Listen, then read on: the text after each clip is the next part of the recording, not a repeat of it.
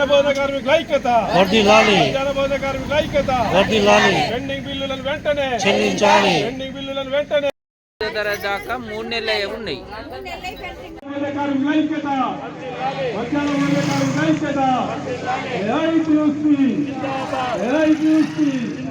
Pending బిల్లులను వెంటనే చెల్లించాలి. పెండింగ్ బిల్లులను వెంటనే చెల్లించాలి. పెండింగ్ బిల్లులను వెంటనే చెల్లించాలి. పెండింగ్ బిల్లులను వెంటనే చెల్లించాలి. జరిగే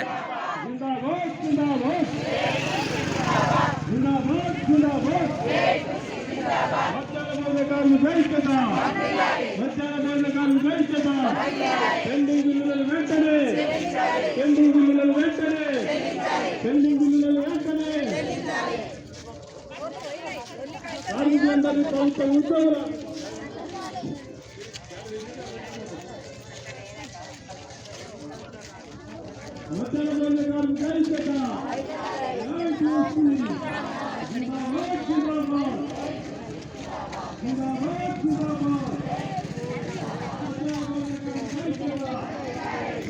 ఎలక్షన్ కన్నా ముందు మేము ధర్నా వేయగలిగినాము. వంటలు బంద్ చేసి మధ్యాహ్నం పోయినాము, వంట బంద్ చేసి ధర్నాల్లో కూర్చున్నాము. సమ్మెలో కూర్చున్నప్పుడు మన కాంగ్రెస్ ప్రభుత్వం ఏమని హామీ ఇచ్చిందంటే మాకు, మేమైతే కాంగ్రెస్ అయితే ఎప్పుడైతే వస్తుందో వచ్చిన వెంటనే 10,000 రూపాయలు మీకు జీతం మేము ఇస్తాము అని మాకు హామీ ఇచ్చిండ్రు. మాకు అన్నం కూడా తీసుకొచ్చి కౌంటర్లో తీసుకొచ్చి మాకు అన్నం కూడా పెట్టిండ్రు. కొట్ల నరసింహారావు సార్ కూడా మాకు అన్నం పెట్టిండు. వాళ్ళ తండ్రి పేరు మీద తీసుకొచ్చి కూడా మాకు భోజనం పెట్టి, మీరు సమ్మెలకెళ్ళి లేవుండ్రి, మా కాంగ్రెస్ ప్రభుత్వం ఖచ్చితంగా వస్తుంది, నిలబడి పదే మీరు మనిషికి ఒక్క 20 ఓట్లు మాకు వేపిస్తే ఖచ్చితంగా మీకు 10,000 రూపాయలు పెంచే బాధ్యత మాది. మా కాంగ్రెస్ ప్రభుత్వం వచ్చినాక వచ్చే నెలలో వెంటనే రేవంత్ రెడ్డి చీటి మీద కూర్చున్నాక వెంటనే మీకు 10,000 రూపాయలు వేస్తామని చెప్పని మాకు చెప్పగలిగినరు. కానీ రేవంత్ రెడ్డి ఇప్పుడు నువ్వు 2 సంవత్సరాలు అయిపోతుంది, 2 సంవత్సరాలలో కూడా మాకు అవే పాపం కేసీఆర్ సారు 3,000 పెంచి దీపేండి అంటే గవే 3,000 ఎత్తుండ్రు. 1,000 ముఖం కూపుతుండ్రు, 2,000 దాచిపెడుతుండ్రు. ఆ దాచిన 2,000 రూపాయలు ఎప్పుడు ఇస్తారు సార్? మేము 30 రూపాయలకు పని చేస్తామా? ఆ 100 రూపాయలే మాకు ఎత్తలేరు. నెలకు ఒకసారి 9వ తరగతి వాళ్ళే అంటారు, 10వ తరగతి వాళ్ళే అంటారు, 6 వాళ్ళే అంటారు, 7 వాళ్ళే అంటారు. ఇవన్నీ సారు మీరు అవన్నీ డబ్బులు ఒక్కసారి ఎత్తే మేము కూడా అప్పు తెచ్చుకున్న కాడ కూడా మేము ఆడ మార్కెట్లో కూరగాయల కాడ కడతాము, ఇక్కడ పప్పులు ఉప్పుల కాడ కడతాము. మేము మధ్యాహ్న భోజన కార్మికులము. మాకు బాగా అవస్థ అవుతుంది, బల్లల్లో పెట్టలేక. వారానికి 3 సార్లు కోడిగుడ్లు పెట్టమంటున్నారు. మాకు ఆ కోడిగుడ్లు తేలేక ధరలు బాగా పెంచిండ్రు. కోడిగుడ్డు 10 రూపాయలు అంటున్నారు. మేము ప్రభుత్వం 6 రూపాయలు ఇస్తుందా అంటున్నారు. మేము 8 రూపాయలు 10 రూపాయలు ఎక్కడికి వెళ్ళి తీసుకొచ్చి పెట్టమంటారు. ఆ అవస్థ బాగా అవుతుంది. మాకు 3 సార్లు కోడిగుడ్లు పెట్టలేము. ఆ కోడిగుడ్లు ప్రభుత్వమే సరఫరా చేయాలని మేము కోరుకుంటున్నాము. రేవంత్ రెడ్డి అన్న దయచేసి మీరు మాత్రం ఖచ్చితంగా 10,000 ఏతమన్నారా? ఖచ్చితంగా వేయండి. మా బాధలు బాగున్నాయి, చెప్పుకుంటే మాది ఎంతో బాధ ఉన్నది. ఆ బాధకు తగ్గట్టు మీరు డబ్బులు నెలల కన్నా జీతాలు కరెక్ట్ అయ్యింది. మాకు బాగా ఇబ్బంది అవుతుంది, పెట్టలేక భారం అవుతుంది. పిల్లలు ఆ సార్లు కూడా మమ్మల్ని ఇబ్బంది పెడుతున్నారు. రోజు 2 కర్రీలు వండమంటే ఎక్కడి నుంచి తీసుకొచ్చి పెట్టమంటారు. మాకు వచ్చేదేమో జీతాలు లేవు, కానీ కాకపోతే నెలకు జీతాలు వేస్తామన్నారు. ఇప్పుడు నెలకు కూడా జీతాలు లేవు. ఇక్కడికి వచ్చి మేము ధర్నా చేయడం జరిగింది. మాకు ఖచ్చితంగా నెలకు జీతాలు వేయండి. పిల్లలకు బ్రహ్మాండంగా పెడతాం మీరు జీతాలు వేస్తే. కానీ ఖచ్చితంగా మీరు మాట తప్పకుండా మేము కూడా మాట తప్పం. కార్మిక సంఘం ఏఐటీసీ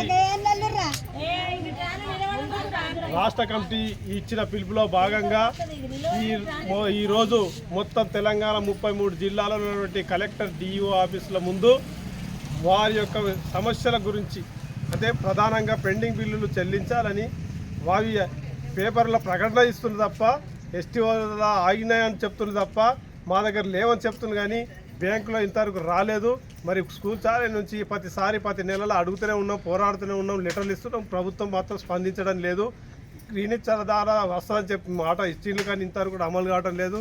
ప్రధానంగా ఈ ఒక పెండింగ్ బిల్లుల పాటు కాంగ్రెస్ ప్రభుత్వం ఎన్నికల మేనిఫెస్టోలో పెట్టి మేము మీకు ఓట్లేసి గెలిపిస్తాం, గెలిపి మమ్మల్ని కాంగ్రెస్ ప్రభుత్వం వచ్చిన తర్వాత మీకు వెంటనే 10,000 రూపాయలు ఇస్తామన్నది. దానికి ఒక ప్రభుత్వం ఏం చేసింది, ఒక కమిటీ వేసింది, విద్యా చైర్మన్ వేసింది, ఆకునూరు మురళి గారితో వేస్తే కనీసం 5,000 మీకు వేతనం ఇవ్వచ్చు నెలకు అని చెప్పి ఒక నిర్ణయం చేసి ముఖ్యమంత్రి దగ్గర ఫైల్ పెడితే దాన్ని ఇంతవరకు పెండింగ్లో పెట్టి దాన్ని అమలు చేయటం లేదు. అంటే ప్రభుత్వం ఏ రకంగా ఉందో మనం అర్థం చేసుకోవాలి. మరి వెనుమేట్లో 10,000 ఇస్తామని చెప్పిండు. మరి ఇప్పుడు ఎన్ని ఏళ్ళు గెలిచి 2 ఏళ్ళు అవుతుంది. 2 ఏళ్ళ నుంచి నీకు ఇంకా 3 ఏళ్ళు అయితే పోతావు. ఇప్పుడు వచ్చే ఎలక్షన్లు, ఆ ఎలక్షన్లలో నువ్వే బదనాం అవుతున్నావు కదా. బదనాం అవుతున్నావు కాబట్టి ఎన్నికల్లో గెలిచే పరిస్థితి లేదు. కాబట్టి ప్రభుత్వం ఇప్పటికైనా ఆలోచించి కార్మికులకు, పేదవాళ్ళు ఉన్నారు, వాళ్ళకు నిత్యం అప్పులు తెచ్చి కూలి తెచ్చి మరి మహిళా సంఘాలు తీసుకొచ్చి వంట చేసి పెడుతున్నారు. కాబట్టి వెంటనే వాళ్ళకు పెండింగ్ బిల్లులను వెంటనే ఇవ్వాలని చెప్పి కోరుతా ఉన్నాం. తెలంగాణ మధ్యాహ్నం భోజనం ఏజెన్సీ పిలుపు మేరకు కలెక్టరేట్ ముట్టడి కార్యక్రమాన్ని ఈరోజు చేపట్టడం.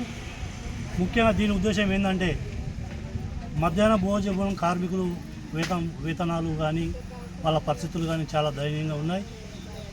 చెకింగ్లను పెట్టి వాళ్ళకు బాగా ఆవేదనకు గురి చేస్తారు.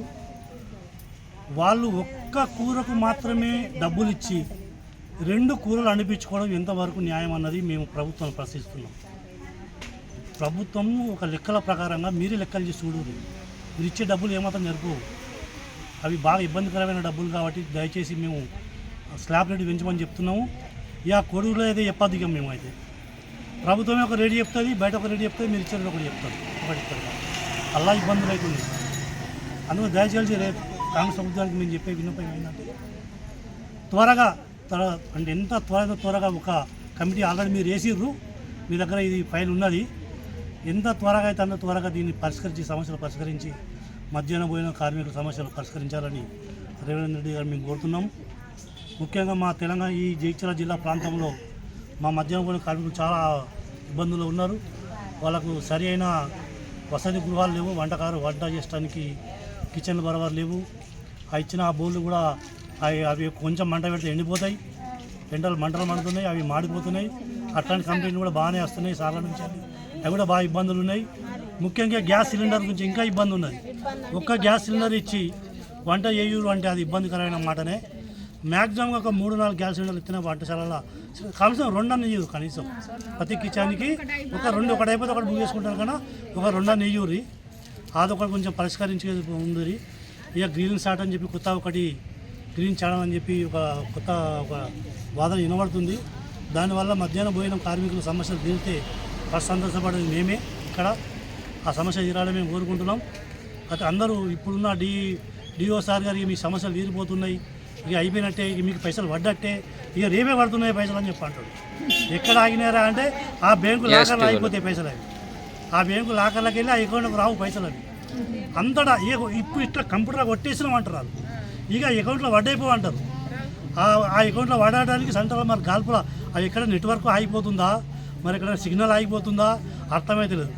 మా వాళ్ళు అంటారు సార్లకు ఫోన్ చేస్తే సార్ అన్న అత్తున్నాయి పైసలు అంటారు, పడతలేవు అంటే ఏడవాడతాయి. ఆడ కెటాయిస్తారు కానీ డబ్బులు ఆడ ఉండద్దా? ఆడ ఆ బ్యాంకులో డబ్బులే ఉండవు. అట్లాంటి పరిస్థితి లేకుండా కొంచెం పారదర్శకంగా చూడరు ఈ వ్యవస్థనంతా. తెలంగాణ వ్యాప్తంగా అయిపోయి ఈ ప్రాబ్లమ్స్ ఉన్నాయి కాబట్టి పారదర్శకత ఉన్నప్పుడే ఆ వ్యవస్థ మంచిగా నడుతుంది. ఎందుకంటే మిడ్ డే మీల్స్ ఏమంటే ఇలా గవర్నమెంట్ స్కూల్ నడుతున్నాయి. మిడ్ డే మీల్స్ లేకుండా గవర్నమెంట్ స్కూల్ ఎప్పుడో కుప్పకూలిపోతుంది. ఈ వ్యవస్థ పట్టుకుని నడుస్తుంది. ప్రభుత్వం దీని వెంబడి చాలా డబ్బులు ఖర్చు పెడుతుంది, కానీ దీన్ని పారదర్శకత లేదు. ఇది పారదర్శకత కొద్దీ కొంచెం ఒక నిబద్ధతతోటి దీన్ని మనం నెట్టుకొస్తే ఫ్యూచర్ లోపల గవర్నమెంట్ స్కూళ్ళు నిలబడతాయి.